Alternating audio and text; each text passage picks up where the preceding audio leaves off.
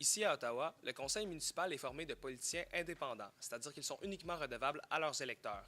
De l'autre côté de la rivière, à Gatineau, le maire sortant Maxime Penneau-Jobin est à la barre d'un parti politique municipal, Action Gatineau. Nous sommes allés à la rencontre d'experts en matière de politique municipale afin de démêler tout ça.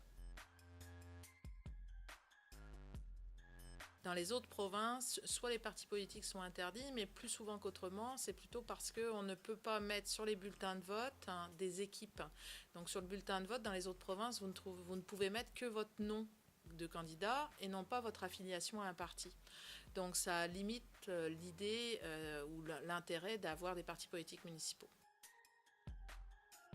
Les candidats indépendants ont des équipes autour d'eux, mais c'est probablement plus difficile d'avoir une variété de ressources, d'avoir un soutien aussi important que ce qu'on peut retrouver dans des partis politiques. L'un des intérêts des partis politiques municipaux, c'est effectivement d'avoir une équipe en ordre rangé qui arrive au pouvoir.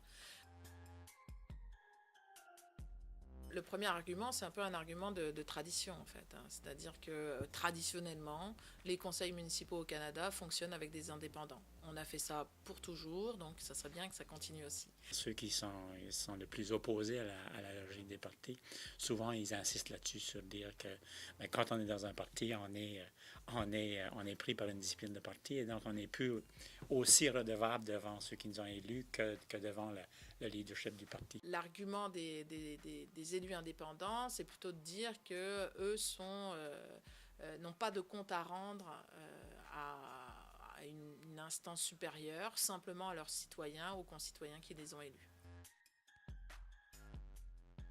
Tout semble indiquer pour l'instant qu'à la mairie, en tout cas le dernier sondage public qui a été rendu public là, donnait une avance assez importante. Et donc, il serait peut-être assez surprenant là, que Maxime Penneau-Jobin n'arrive pas à reprendre la mairie.